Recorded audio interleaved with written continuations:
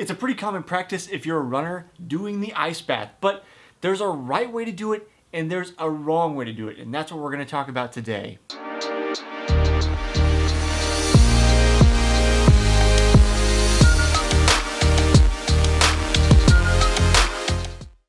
If you haven't been with me here on the channel before, I'm Jesse Funk. This is a show I call Runner's High where we talk about everything running, including ice baths like we're going to talk about today. So if you enjoy running, you want more running videos, hit that subscribe button over there in the bottom right hand corner to stick around with me and see new episodes every Tuesday and Thursday. So when we're talking about ice baths, I think the first thing we need to ask ourselves is, do we even need to do ice baths?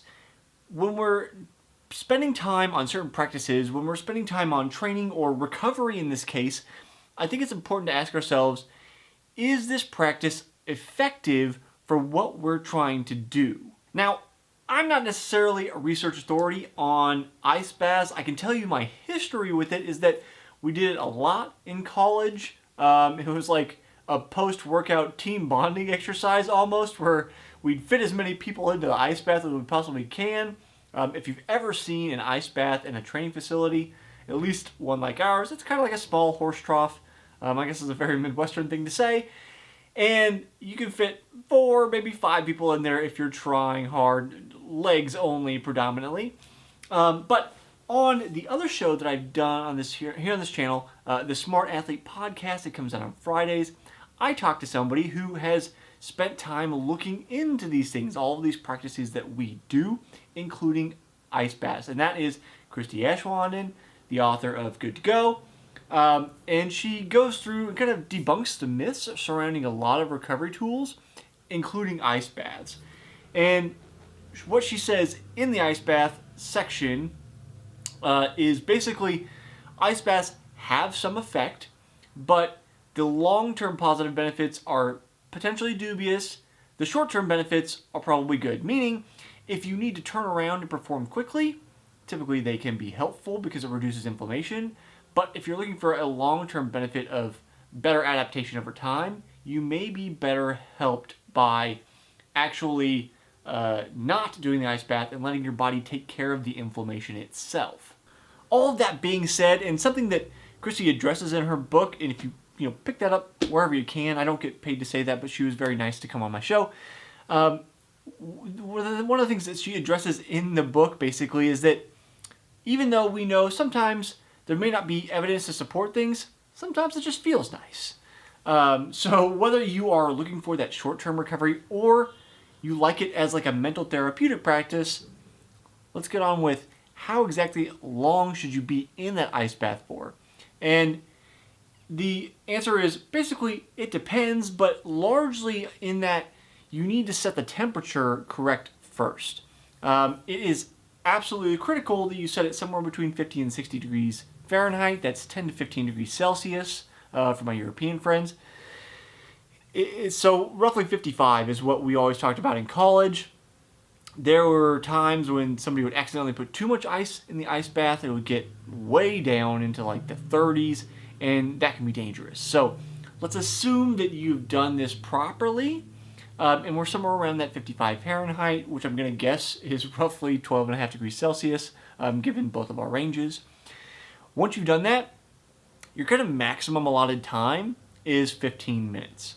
So 10 to 15 minutes is a rule of thumb, but 15 is usually the long end of that. There are some possible negative side effects if you spend more time than that in the ice bath. And that predominant concern, again, assuming you got the temperature correct, is going to be lowering your core body temperature and eventually hypothermia of some sort. We don't want to reduce our core body temperature for somewhat obvious reasons. Our body likes a particular temperature range for proper functioning. So if you remain in cold water for too long, you can get hypothermia. This is something that as a child I was always very afraid of. For some reason, we had to talk about frozen lakes and not walking on lakes. I guess there's a lake next to the elementary school I went to, and sometimes kids would fall in and either drown or become hypothermic. So it was this huge concern in my brain at the time. It's really drilled into my head. Maybe you didn't have a childhood where you were concerned with frozen lakes and being hypothermic. But it is a bad situation. So that's why that 15-minute time frame comes in. If you stay in 16 minutes, are you going to have hypothermia? Probably not. But don't fall into the trap of thinking more is better. It is not necessarily better. So that's why you use that 15-minute time frame. The other potential issue with staying in an ice bath too long is going to be tissue damage. Now, this is more of a concern if you didn't listen to me in the beginning of this video or the middle of this video when I said, this is your temperature range, and you thought, that Jesse, he doesn't know what he's talking about. I'm going to make it colder because colder is better. It's not. I promise you it's not. So if you didn't do that, or if you know somebody who did not listen to that temperature range and makes it colder, the potential of tissue damage is absolutely real. It is more familiarly known as frostbite.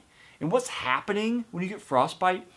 Because you lower the temperature so much, there's the potential for damage to tissue, because what happens is the cells and the cell fluid in and around your cells, your skin, and other tissue becomes frozen and damaged, then cause cell rupture, and then that cell is now dead. This is obviously, again, a situation where if you've lowered the temperature too much and then stayed in too long, it is going to be much more of an issue than if you're in that correct temperature range. Again, even if you stayed in 16 minutes and you're at 55 Fahrenheit, 12.5 degrees Celsius, frostbite is probably not a concern. I'm sure I've stayed in a minute too long, but it's something to be aware of, to know that there are proper parameters for doing an ice bath if you're going to do it, and that you need to pay attention to those parameters so that you're actually, giving yourself some benefit and not causing more potential harm. So that's kind of the long and short of it. 55 Fahrenheit, 15-minute max. If you stick to those, you're golden. So, do you have any questions for me about running? Stick them down in the comments below. I'd love to do a video just for you.